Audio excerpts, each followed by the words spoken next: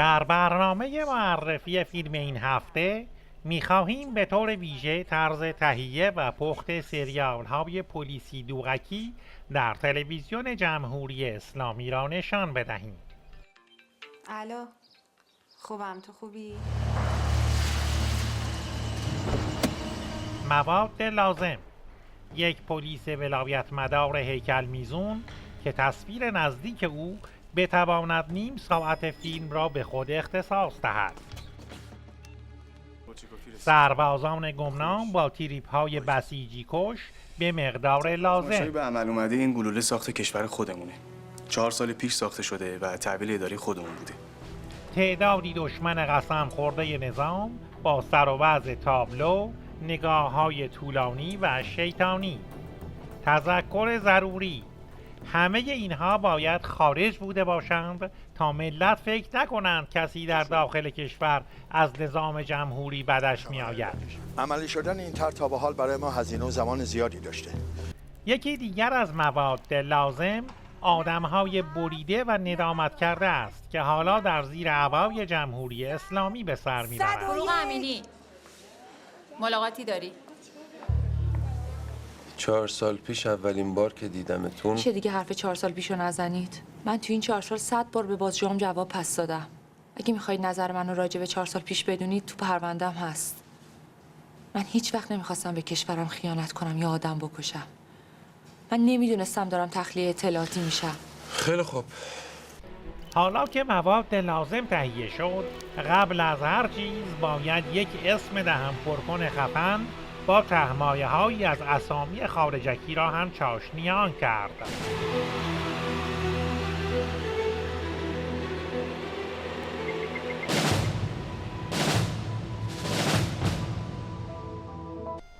و اما طرز پخت سریال: ابتدا یک دشمن نظام را برمی‌داریم و توجه می‌کنیم که همه ویژگی‌های دشمنان نظام را در همان ابتدای کار داشته باشد. خانه مجلل، از اونا که استخر داره، صورت 6 تیغه که مورچه روش بکساوات میکنه، از این حول قرمزا که کلاه دارن، نگاه‌های بالای 20 کیلومتر و غیره.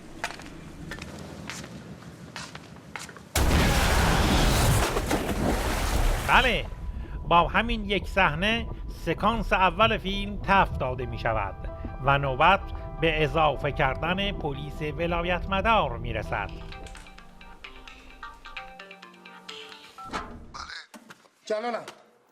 جلال؟ فرهمند. میخوام بیای دنبالم. برای چی؟ 10 دقیقه پیش ماشینمو منفجر کردم.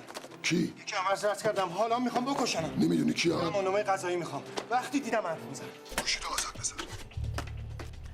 خب تا اینجاشو خوب اومدیم. حالا نوبت میرسه به موضوع فیلم نامه که ساده ترین قسمت کار است، چرا که برادران وزارت اطلاعات سناریو را همراه با مخلفات تحویل آشپز میدهند. حالا اگه بخوان خرابکاری کنن، از چرایی ممکنه وارد شن؟ نقطه ضعفمون چیه؟ الان آسیب پذیرترین پالایشگاه ما پالایشگاه تهرانه. چرا؟ چون تو دوره 20 روزه تعمیراته. 5 روز پیش قرار بود تموم بشه. به دلیل مسائل ایمنی و تحریما عقب افتاد. خب حالا من راضی و تو راضی، بریم تو ملق بازی.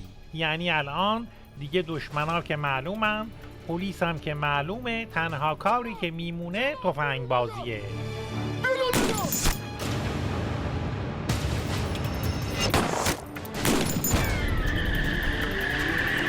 من نمیدانم این چه مرضی است که کارگردان‌های نظام اصرار دارند همش نیروی انتظامی را ضایع کنند.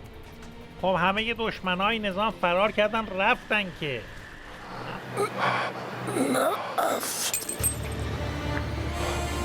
حالا در ادامه خط ضایع کردن نیروهای نظام نوبت به یک درگیری دیگر میرسد که این بار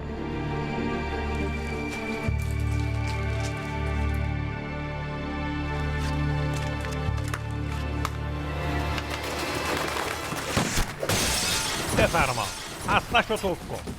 جناب پلیس ولایی، با اون چشای آبی فکر کردی هنوز همون علی خوشدست فیلم تنگنایی؟ تو تو فیلم های علی دست دیگه علی خوش دستی وجود نداره. به دشمنای نظام اعتماد میکنی، بعد میزنن چپقتو چاق میکنن. در این نقطه به سخت‌ترین قسمت سریال میرسیم. به مصداق آفتاب لگن هفت است شام و نهار هیچی، حالا سفره‌ای پهن شده که کارگردان مانده چطور جمعش کند. بنابراین بهترین کار این است که همینطور ترق و ترق بازیگران را بکشیم و در نهایت ولی فقیه بماند و حوضکش.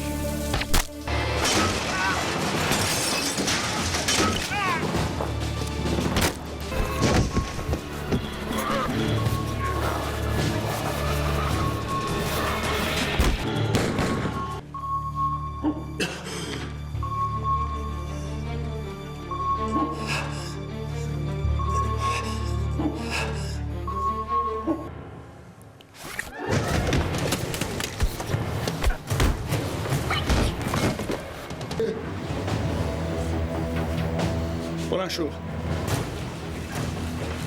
راش بنداز. از اینجا زنده خفه شو. چی شد؟ نمیتونم.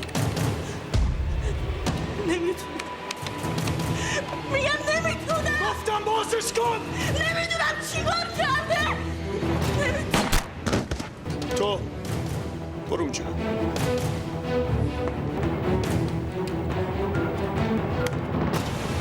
بیا اینجا. از کار بندازش.